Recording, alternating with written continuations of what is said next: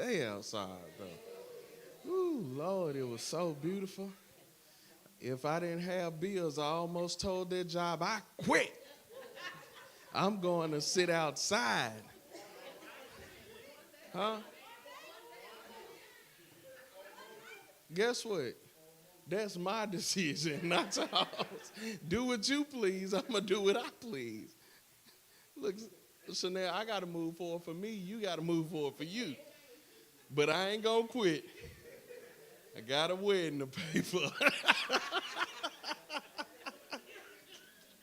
Ooh, if I was quitting, I should have did it a long time ago. Too late. All right, look at somebody. If you ain't spoke to them, wave at them, tell them I love you. Ain't nothing you can do about it. All right. We are thankful for our ability to be here tonight, and we're thankful for your attendance in this place tonight. And we're thankful for God who has sustained us despite our different realities of life today. Amen.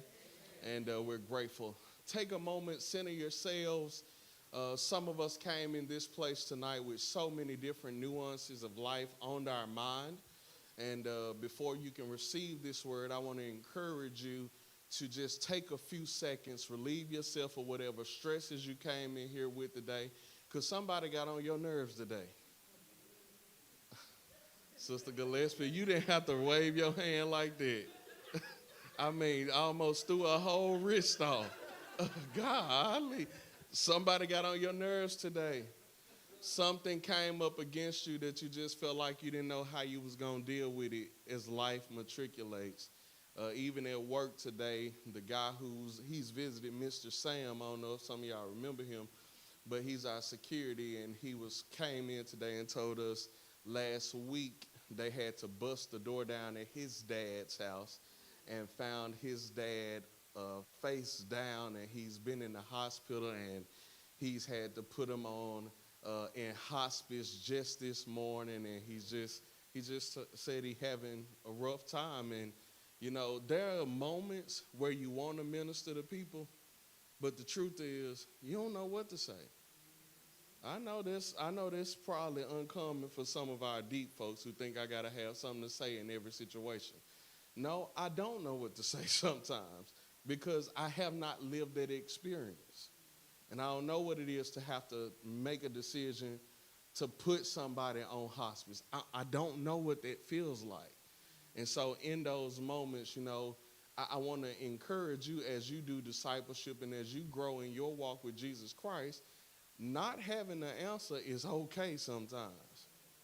Not having a response is okay. I think I said this Saturday, and I promise I'm going to pray for the folks saying, he didn't start it, he didn't pray. I'm going to pray, and then we're going to jump in the lesson. I said this Saturday at the prayer breakfast, 60 to 80% of people are impulsive. They just say stuff. It don't always mean it's right. They just do stuff. It don't always mean it's right. Sometimes we need to just sit there and think about what's just being said, what's happening, before you just say anything and you completely traumatize or mess up a whole situation. Take the time to just think about those things. And so I want you to just consider yourselves in this moment as a moment of release. Whatever pressure you've had between Sunday and today, let's release that. Let's listen to this lesson tonight, and let's find our hope and encouragement and gain information as we seek to keep living for Jesus. All right? Let's pray. Lord, how we thank and we honor you and we praise you for being God all by yourself. You have looked beyond our faults. You have supplied our needs. You have continued to make ways out of no ways. And for being that, we thank you. We thank you that even when we almost lost our minds, you were a mind regulator. Even when it seemed like tears wouldn't stop falling, you said you would wipe away every tear from our eyes. Even when we don't even know the certain realities that we want to see in our lives, we know you major in the minors of our uncertainty. And for that, we give your name glory, honor, and praise. Tonight, your people have come, and they've come to grow in your word. They've come to learn your word. They've come to be encouraged, inspired, challenged, convicted, and compelled so we can be better Christians that please you. And I hope tonight that this lesson encourages us all. This we pray in Jesus' name. Everybody say amen. All right. So for the last month, we've been talking about moving forward. We've been trying to deal with concepts and ideas on how to move forward. And in that time frame, we visited at least this month, which should have been 4 opportunities. But because of the weather, we only got to 3 opportunities about concepts and moving forward. The first week, we were in 1 Kings chapter 19.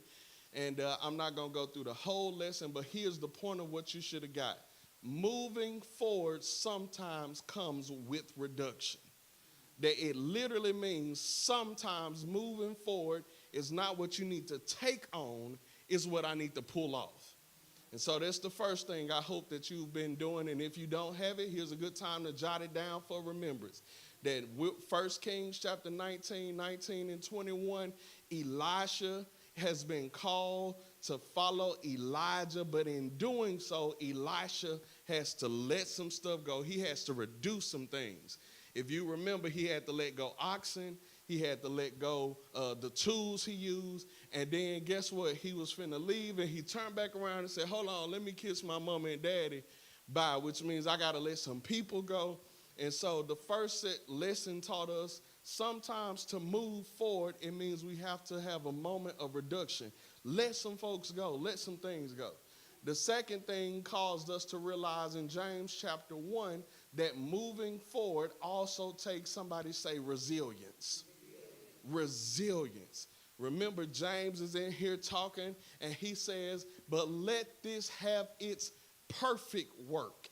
He tells us to endure suffering, to hold on to suffering, because these moments are processes to provide and produce out of us, through us, within us, betterment for our lives as we strive to, somebody say, move forward. So number 1, we got to know is reduction. That's what we learned the first week. Number 2, we had to know that moving forward takes resilience. This week, as we conclude this segment, it blesses us in a twofold way. And it blesses us in a twofold way because next week we start Lent, and I just thought this was an on-time text that we are able to see as we go into Lent next week. And as we do so, this week challenges us to realize that moving forward takes, somebody say, responsibility. So tonight's lesson will show you about the responsibility it takes in your life as you attempt to move forward. The goal is always the same. It is to explore through the biblical text concepts and ideas that encourage us to literally move forward.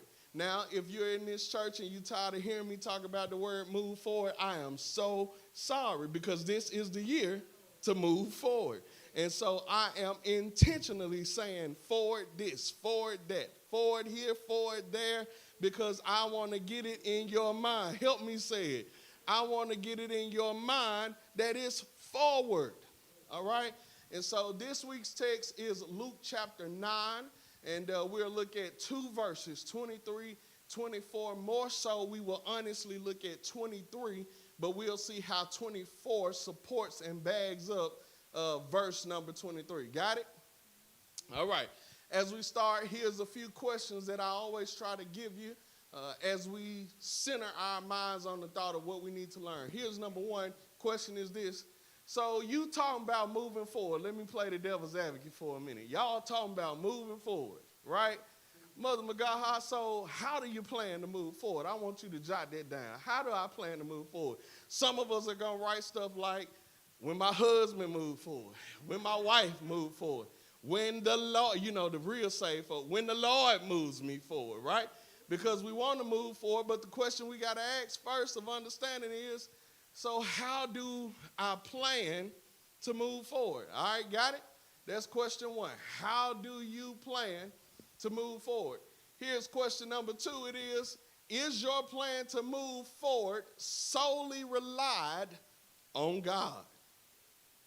Is my plan to move forward solely relied on God? Be honest with yourself. Hey, I am moving forward, and the truth is I have been sitting here saying, God gonna do this. God gonna do this. Come on, God gonna do it. Because Jesus can work it out if you let him. So I'm solely relied on God, right? Here's the second question the last question I want to ask you.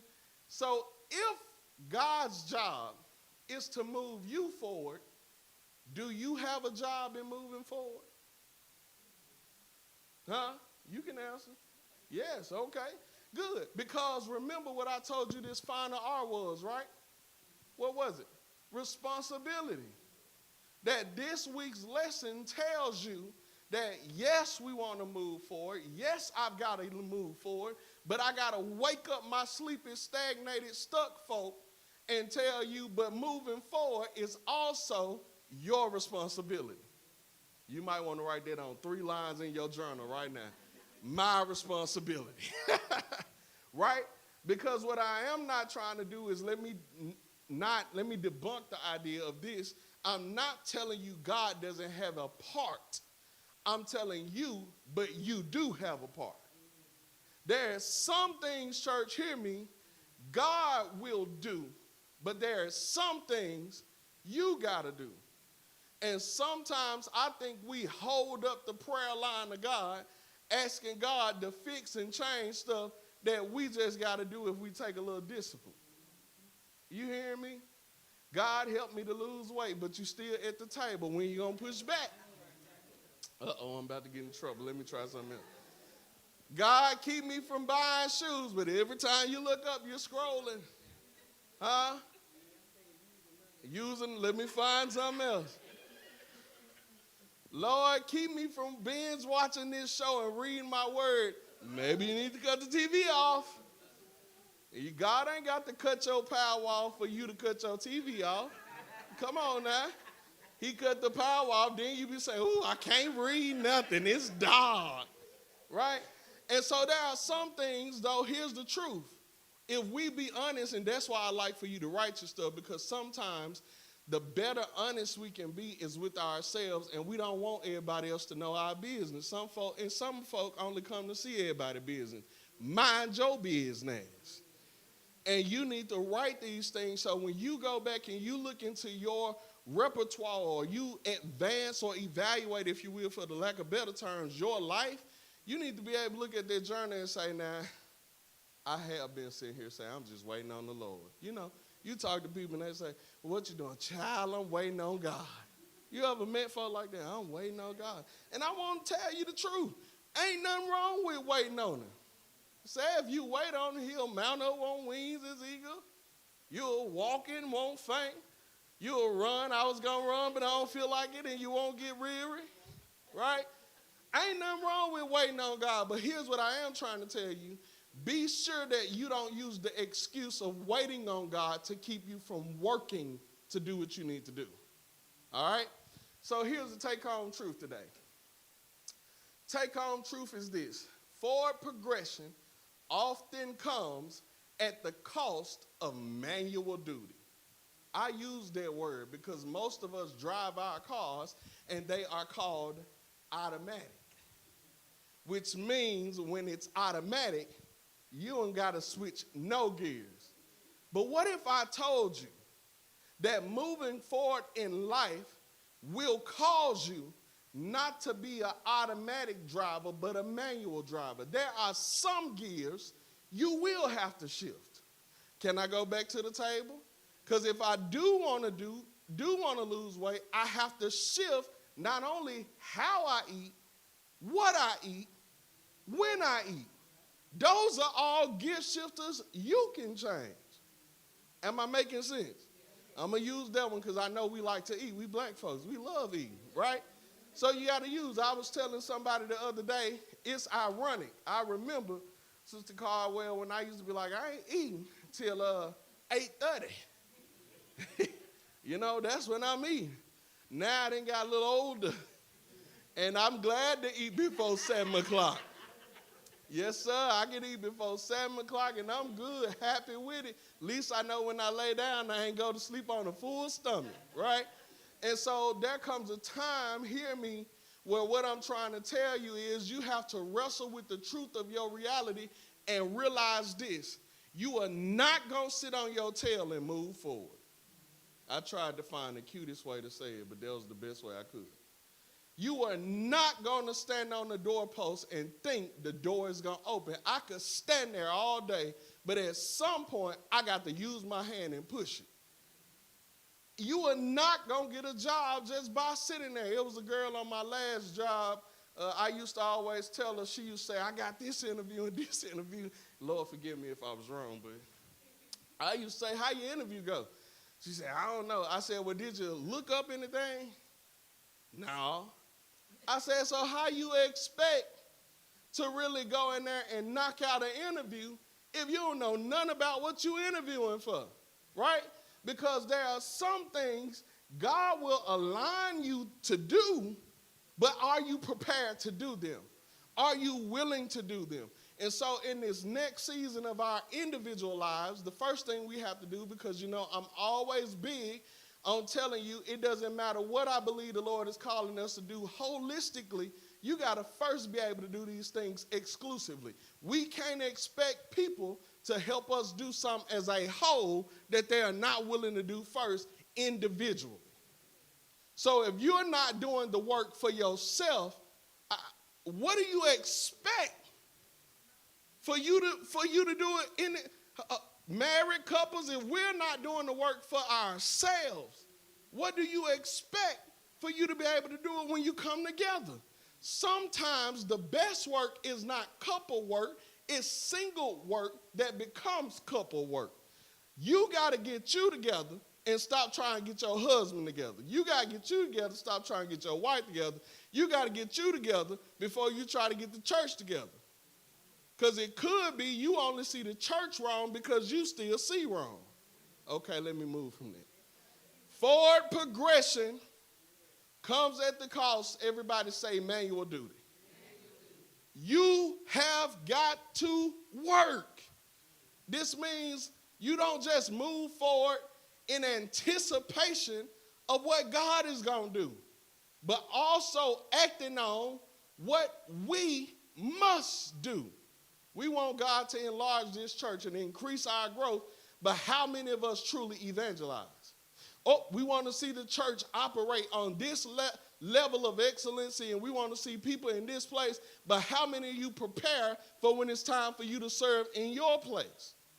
Because the truth is, it's not just waiting on the move of God, it's also seeing what must I do to help enhance that God moves. I often try to help us understand as singers, you can't just sing on Sunday morning. If you're in music or anything, it is my belief that you can't just listen to church music Saturday night and think you just gonna have it Sunday. No. You got to listen all week. Now, you might take some breaks here and there, but you got to listen. I don't just get up and preach on Sundays. I listen to preaching all night. Sometimes I'm watching preaching so much I can't even sleep, right? Because I'm so engraved with the idea of moving forward that I understand I have to do something to show I want to get ahead, right? And so, furthermore, it teaches us moving forward happens when it happens with the participation of God, and write this word, personal grind. I tried to find something else, but this is the best it got. You do want God's participation. Hear me.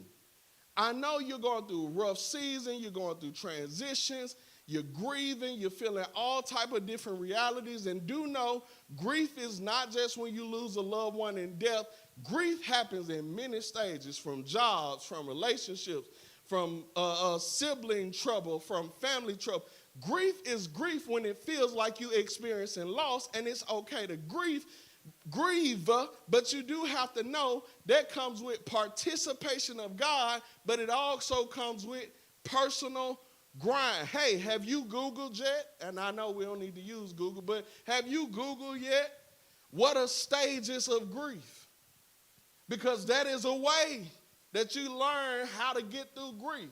It'll tell you stages, and you'll find yourself reading stuff and being like, you know what, I was just acting just like this one. I surely was. Because the truth is, there is a part that God does. He sustains us day in and day out. Watch this, watch the room. I want everybody to testify. Have you ever been in a situation where you said, Lord, I am not going to make it through this? Let me see your hands.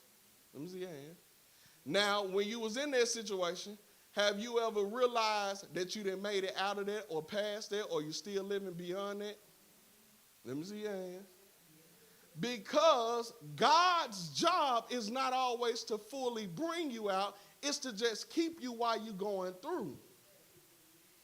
Your job has to figure out, what is my goal to get out of this? How do I do this? It's like trying to build yourself in a good financial place. I use me. Of course, y'all know I like telling on me. I haven't bought shoes in a while. And you know, it's hurt I almost can't breathe.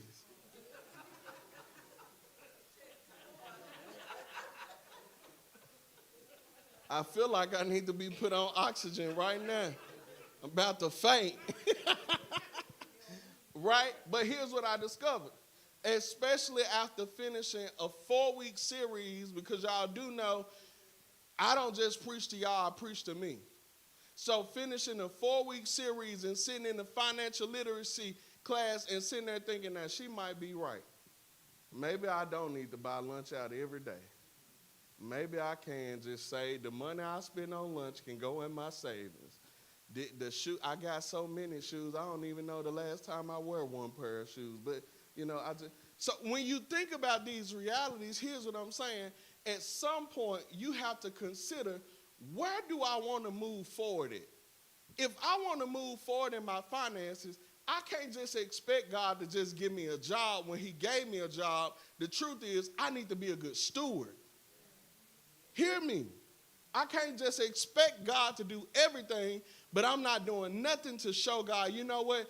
I do want you to open the door, but I'm going to prepare myself and show you I'm willing to walk through this next door. So if that means I got to get up and dust myself off because this last thing drugged me through the dirt, if I got to get up and make myself feel good, look good, I got to do the work that is going to take me to do so I can move forward, right? And so there is a participation of God, but there's personal grind. This means moving forward happens better when we are in partnership with God and not in opposition with God. Man, those are strong words. When you are in partnership and not opposition, this means, watch this, we could be moving forward with God, but instead, maybe we are not moving forward because we are moving against God. Are you, maybe that's the question you need to ask yourself. Am I moving with God or against God? You know, when tectonic plates rubs together, it don't create something smooth to walk across. It actually creates earthquake, which means the representation is, Latasha, stuff starts shaking up. So is stuff in your life shaking up, not because you're walking with God, because you're walking against him. He telling you to go right, you keep going left, and when it shake up, you say, God, I'm doing the best I can, and God saying, I see you, wrong way. Wrong way, that's not the way I told you to go. I'm going to let you choose. And then we got the nerve to do stuff like this, Auntie Deborah. Well, he wanted me to go right. Why he ain't just put a don't enter sign? Because that ain't God. He not your babysitter. And maybe that's the problem. We got too many oversized kids who want to be treated like God is the daycare. He's not a babysitter. Which means, I'm going to tell you once, go left. Now, if you get to the fork and you go right, I told you what to do. I told you go left. So whenever you went right against my left, you didn't go with me, you went against me. And when you went against me, don't be mad when ruckus start happening in your marriage because you went against what I told you to go home. Shut your tail up. Uh-oh. I told you, Just let the conversation be. You ain't got to argue and get your point across every time. Just shut your mouth. Look straight. Don't look at nobody. Don't look at nobody. Look straight. Look straight tonight. Look straight. No, you just want to prove you right. No, be quiet. I was just telling Deacon Charles before y'all got here so y'all wouldn't be in my business. I was telling him something that happened, and I said, Deacon Charles, I had one or two responses. I could have said this, and then we'd be all in the argument, or I just shut my mouth and everything was all right. I said, Deacon Charles, I shut my mouth, and everything been all right. Right? Because sometimes we got to realize God is not the author of, hold on, I want you to say it again. I want you to say it again so it gets in your spirit. God is not the author of, but of peace. Which means if God is not the author of confusion, then stop putting God in your arguments. He didn't mean for it to be an argument, because every disagreement don't have to turn into an argument. Uh-oh, I'm growing you up tonight. Every disagreement don't turn into an argument. The hardest problem people have is agreeing to doggone disagree. Just because I disagree don't mean I don't understand where you're coming from. Let me translate. When I disagree with what you agree with, what it translates is, I see it how you see it, but I don't have to accept how you see it. And that's why we argue and prove points. Because you got to make somebody, well, I said it this. No. You said it that way. I understand your point. And some of us are on the receiving side. We got to learn how to respond to that nonsense. Sometimes you got to say, you know what? I learned how to just, Lord, what you say you feel, that's how you feel? Okay, I see it that way too. I could see how you feel like that. You know, If you're real smart, I'm saying, I can see how you feel like that. Now just step over here and look at how I see it too. Both of us can feel it because we got our own feelings. Now, if you ain't that smart, I'm going to just say, I see how you see it. Because, somebody will find they'll argue with error. You can walk away. They still want to argue. So instead, maybe we've got to ask ourselves, are we moving with God or moving against God? Here's a question that you got to ask yourself. So if I'm telling you that moving forward takes your responsibility, which means your action, you have to do something, you got to ask yourself, so what am I not doing that's hindering me from moving forward? If there's an action I have got to take, think about everything you are doing, but also consider the one thing you may not be doing. Consider. It may be some folk getting on your nerves, and the one thing you done did, you done told them they get on your nerves, you done told everybody else they getting on your nerves, and the one thing you have yet to do is use that little button called DND. Do not disturb. Simple fixes. You see what I'm saying? Because some of us let so much stuff stress us. Let me tell you something. You mess around and call that phone if you want to. It's going past the phone, going straight to voicemail. Tired, break, not answering, leave a voicemail. Doggone it. I wonder what pastor doing. Dating, minding my business. Get you a life. Here's the true reality. There are some things that we have to take responsibility. That's what I'm trying to get you to see. No matter what it is, we all have different facets of life that we're walking in, but you got to ask yourself, so how much more responsibility do I need to take in me getting out of this situation or me moving beyond?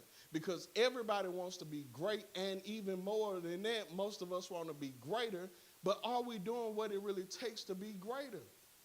You can't say you want to be greater and every day you wake up with just a great mentality. You can't say you want better and every day you don't wake up with a better mentality. You got to complain this, you got to complain this. Let me tell you something. Complaining ain't going to do nothing but talk you out of what you wanted to do. And so you got to ask yourself, what am I not doing? Am I not giving myself enough reassurance in the morning? Because you do know what David says. Sometimes you got to learn how to encourage yourself in the Lord.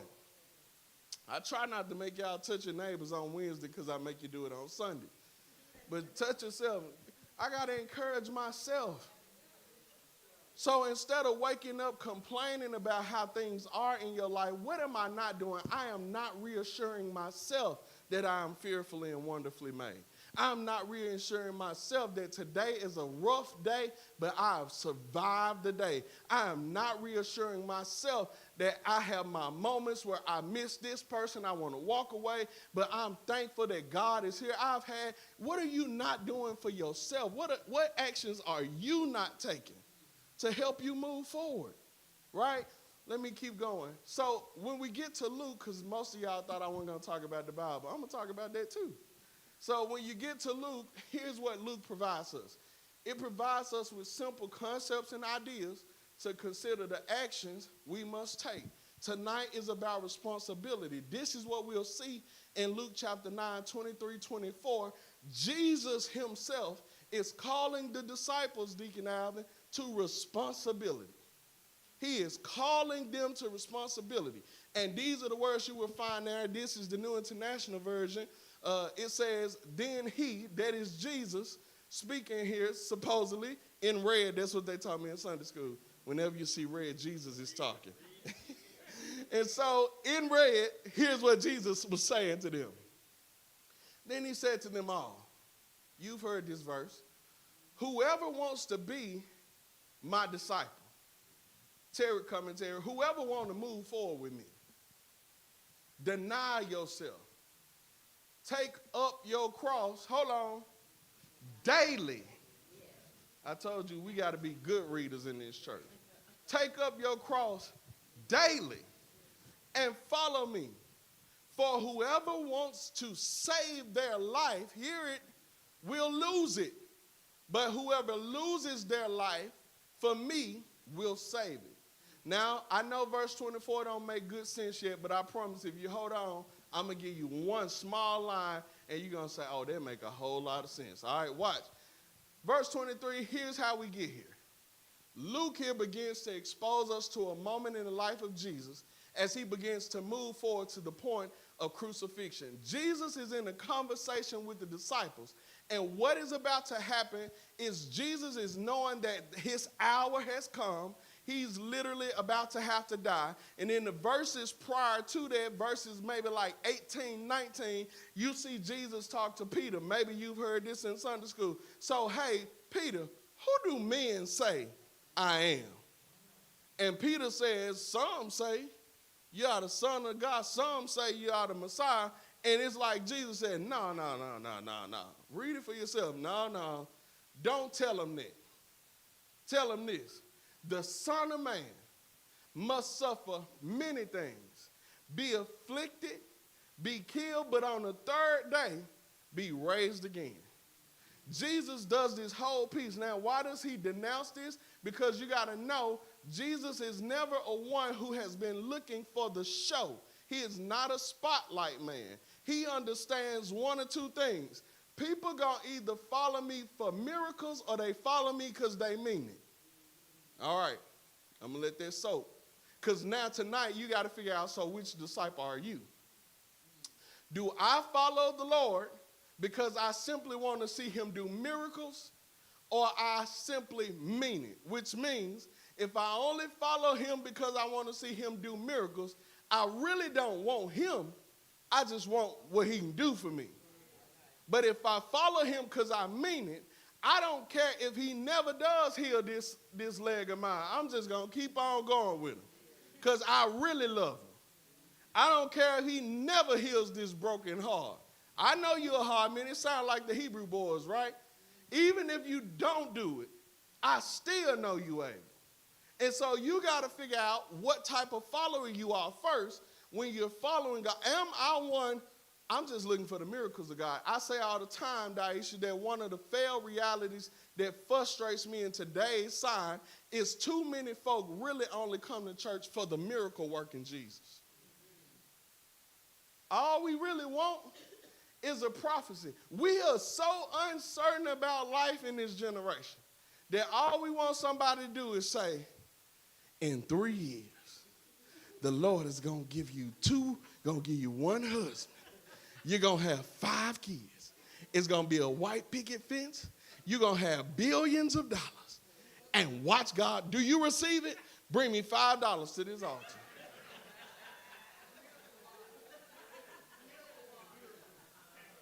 Y'all laughing. But let me tell you, if you're an older saint, you may not really be relevant with this, but just watch enough of these churches. The young people are in there, but they know more about the miracle working God than they know about the God who suffered. All we want you to do is tell me how my life. You don't want a God, you want a genie. You want a palm reader. You want somebody to say, here's what I see. I see you're going to have to jump over this hurdle. But when you jump over, you're going to find a treasure of gold. You're going to find it, Auntie Deborah. And when you get it, your husband going to be right there by the gold. I'm telling you the truth. And that's why I can't be that preacher. Because I don't know. I don't work for God's assistant to tell you what day he going to make a way. Can I tell you I don't know when? I ain't know when he was going to make one for me. But can I tell you, here I am now telling you, he'll come through. He will now. He'll come through. I can't tell you. You know, I can't tell you. When I lost my job in Nashville first time and they let me go from the church, boy, I was in the worst grief season of my life. I said that the other day on Instagram. You know how you try to make the little note so folks can see it? And I was trying to put this note too long because my testimony was too long.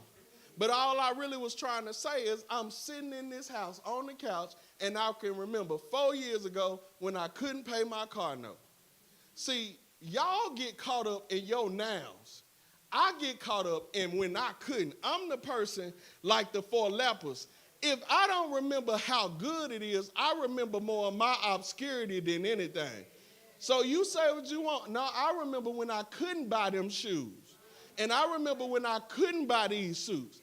Not and have some money left. You know, I used to buy stuff and then be broke. I was that financial literacy person. Every card came through. They approved me for $1,200.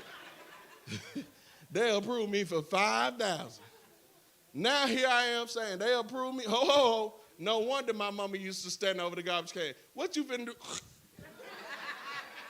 I don't need no more credit cards. I don't need no additional money.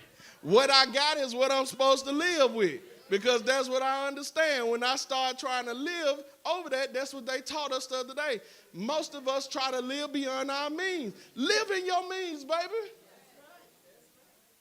The best thing that could have ever happened to me, Jennifer, was when I simply learned how to be okay with being me. I ain't got to impress a doggone person. Do you hear me? I went to a pastoral installation when I left here Sunday. Guess what I had on? Ripped jeans and a rest hoodie. Everybody else in their tailored suits and all that. And Doc, wear your suit at home, in the closet. I didn't wear a suit today. I know how to wear it when I want to, but it's not out of disobedience. It's just I've learned to be confident and comfortable that God ain't pleased with this. God was more pleased that I pushed past my tiredness after Sunday and said, let me go support. Not my suit. And so sometimes we have to get to this place, y'all, where we are okay. And so in this moment, he wants to prove to them this idea that, hey, the crucifixion is about to come. And what I want to know is, do you want to follow the miracle working Jesus, or do you want to follow me because you mean it? That's the point you got to ask yourself. Do I mean it?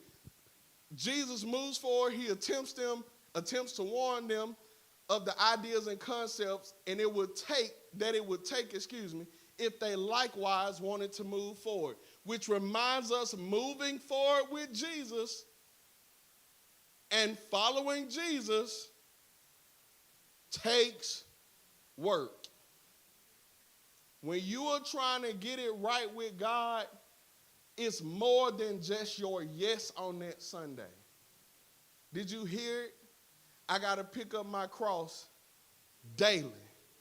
That means every day I have to try to give God another yes. Yes, God, I'm going to follow you. Yesterday I cussed that joker out, but today I'm going to get up again. I'm going to follow you. I saw them calling. I know they needed my help, and I know Pastor them preached all month long for me to be generous, and I ain't answered. But if they call today, I'll send them a few dollars, Lord.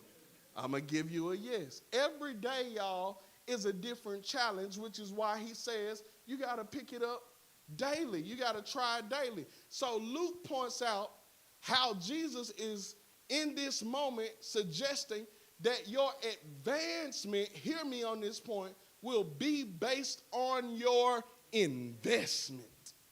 Ooh, that's a tough point.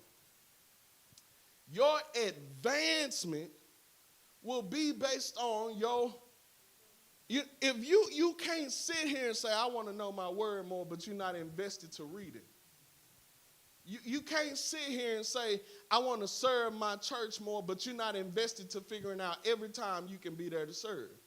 Because when you really want advancement for what you want advancement for, you have to take the time to give investments into it. And so here's something to consider. You got to ask yourself, so how much have I really invested to where I'm headed?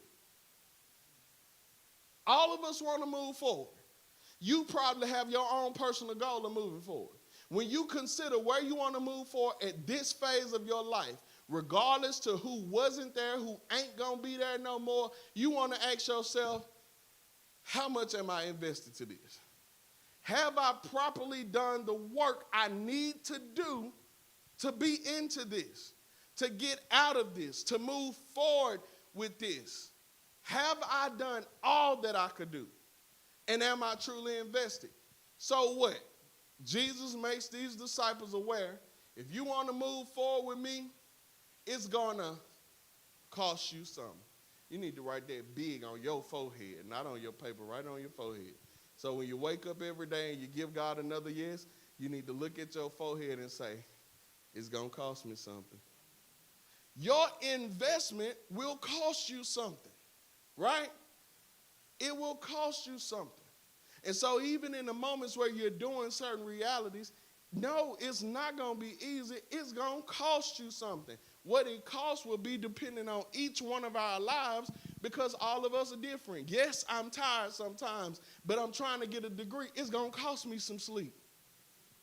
Yes, I'm a little weary sometimes, but I really want to see, and I believe God sent me here to lead this church in the direction of moving forward. Guess what? It's going to cost me some. And so you got to consider when you're moving forward, it is not an easy reality. It costs you something. You got to be okay with what it costs you. All right? And so here's the question. What will it cost us, or should we invest in to move forward? Here's the three things I want to give you tonight, and I'm going to let you go. Number one, you got to invest into surrendering. Uh-oh. I heard some ums. I said some You got to invest into surrendering. Check out verse 9. I told you, verse 23, excuse me. I told you we're in 23 and 24. 23, the A clause says these words, and you can look on the screen if you can see it. It says, if anyone come after me, let him deny himself. The first thing you got to do is invest into surrendering. Okay, let me give you what that looks like. I'm going to push past these because I only got about 12 minutes. Jesus is calling for self-denial, which literally means letting go. Now, this word is going to bless y'all or mess us up because it about did both to me, right? Jesus is calling for self-denial, which means letting go. Here's the question, y'all wondering, so what am I letting go? Watch this. We must learn that surrendering or letting go is more than releasing ourselves from personal experiences, but also personal expectations. Uh-oh, wait a minute. Because it's easy, Jennifer, sometimes for us to let go what we're going through. But now this ain't challenging you to simply let go what you've been through or what you didn't experience. It's challenging you to let go what you think you want. So now you got to reevaluate. I want to move forward. What am I moving forward to? Hold on. So is this what I want to move forward on? Or is this what God wants me to move forward on? It challenges you. It's not just whatever expectation it is. When you surrender, it's telling you, let it go. Because what you want for you may not be, come on now, help me in here. I know tall, dark, and handsome with a six-pack look real good. But it may not be. And if you don't, you be careful. You be careful. I learned this a long time ago. You be careful for asking God for what you don't need. He'll mess around and give you what you needed to show you it ain't what you wanted in the first place. Uh-oh. I know. She looked good, brothers. She did look well. All y'all married. She looked good. She looked good, women. He looked good, women. His hair is braided, lined up, smelling good, looking good. He even walked with a drag and a dip to go with it. Huh? Look good, smell good, felt like fresh water when you walked by. And you messed around and saw it was fresh on the top and dirty at the bottom.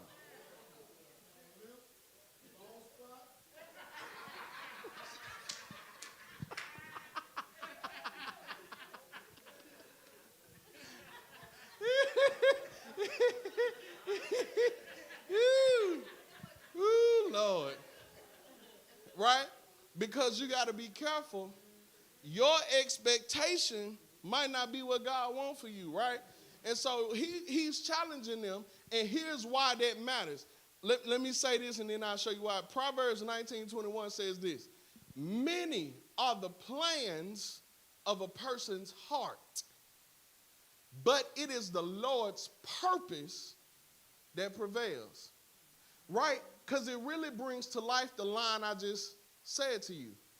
Because most of us in here can testify, I did do some things that I wanted to do, and then God made me turn that thing around, and the very thing I thought I didn't want to do, he made me do it. And he made me do it not by force, but when I saw this didn't work, I had no other choice but to go try this out. Am I right? Because you have plans. You have thoughts. But when is the last time you consulted God about your plan? When the last time you asked God, so God, this is my plan, but whoo, man, go on tell me what yours is.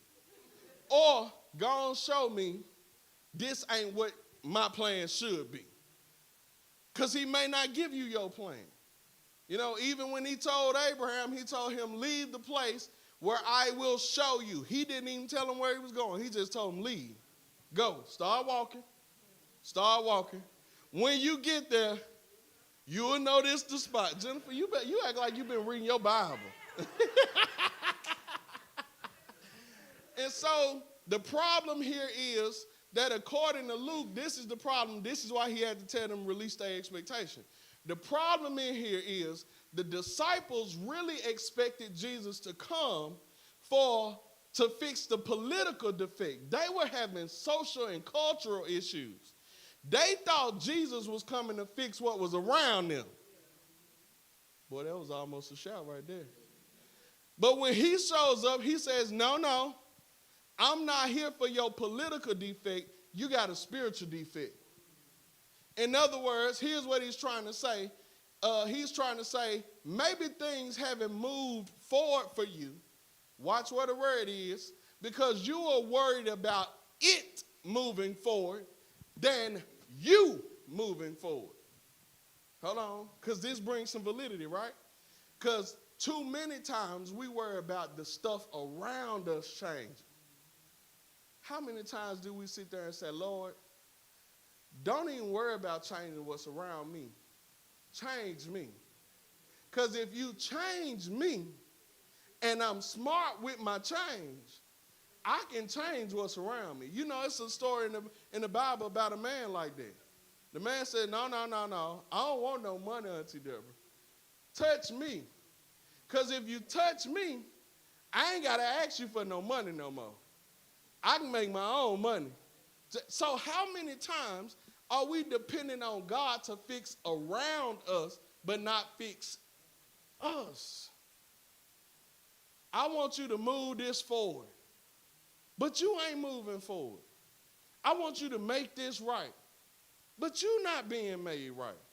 Maybe you're in the season you're in so that God is waving a white flag saying the pastor then told you it's the year of forward. Are you paying attention? I'm not trying to move your situation. I'm trying to work on you. Because you waiting on me to fix the situation. And God oftentimes ain't worried about the situation more than he want to fix you. I don't have to pray, Lord, touch my brothers. No, touch me to handle my brothers.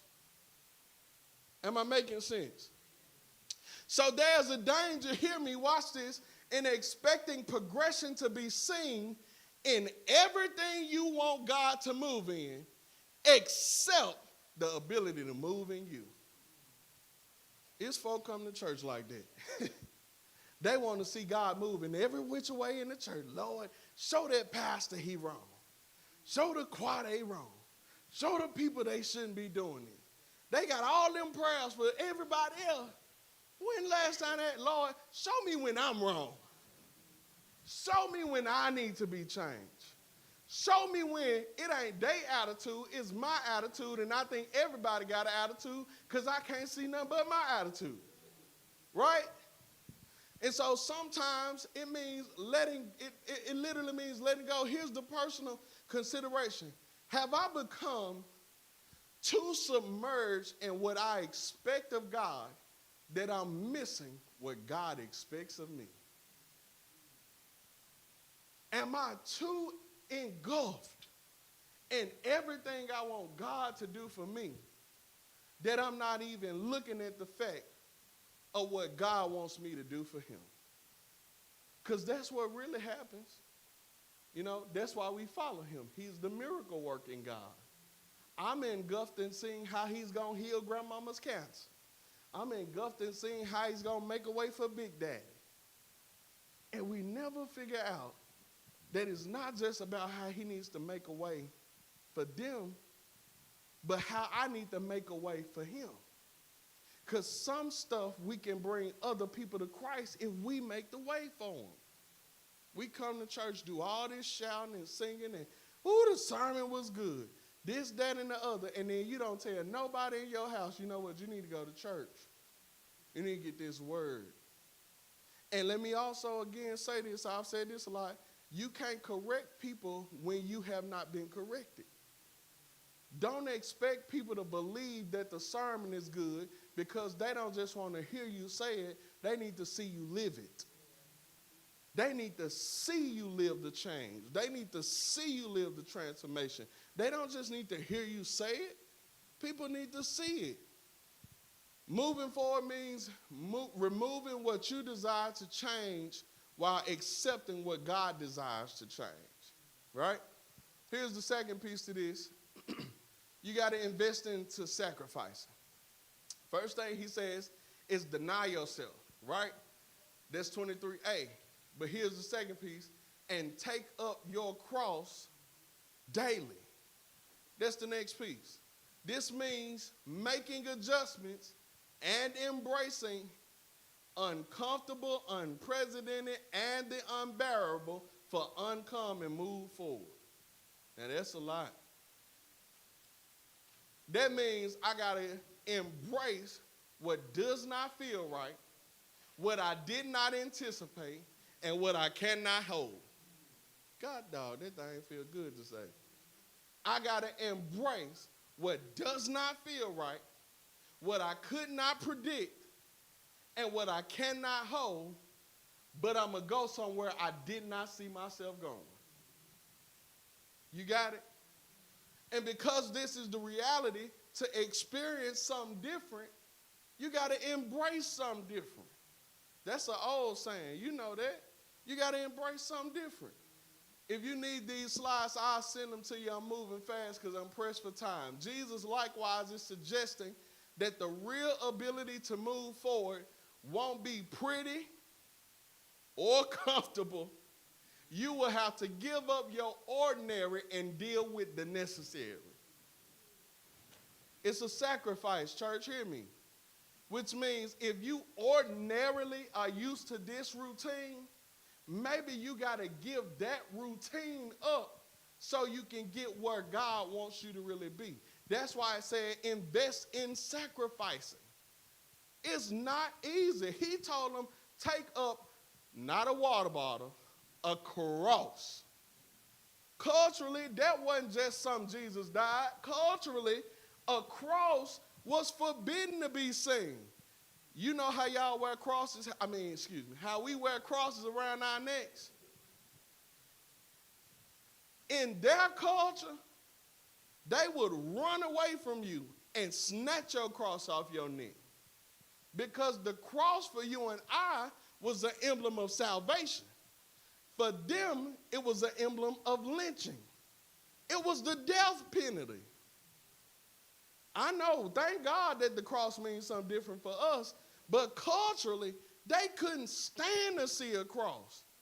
It meant somebody had to die. And dying for us looked different because he saved our life, right? And so sometimes the sacrifice you have to put in will cost you your ordinary life, but it will give you the necessary requirements. So you have to invest in sacrifice. Here's the question. What is it that you should be giving up because it's probably keeping you from moving forward? And are you spending too much time on that phone? Are you spending too much time worried about somebody else? Are you spending too much time trying to mend what the Lord already let break? Are you spending too much time trying to re-dig up stuff that the Lord had already put down in the hole and covered up? Because you probably need to be giving that up because it's you spending time on some past, missing the opportunity for your potential. I know it's going to be all right. Verse 24, I told you I was going to give it to you. It says, for whosoever would save his life will lose it. Y'all remember reading that? But whoever loses his life for my sake will save it. What was he really saying there? Here's what he's saying.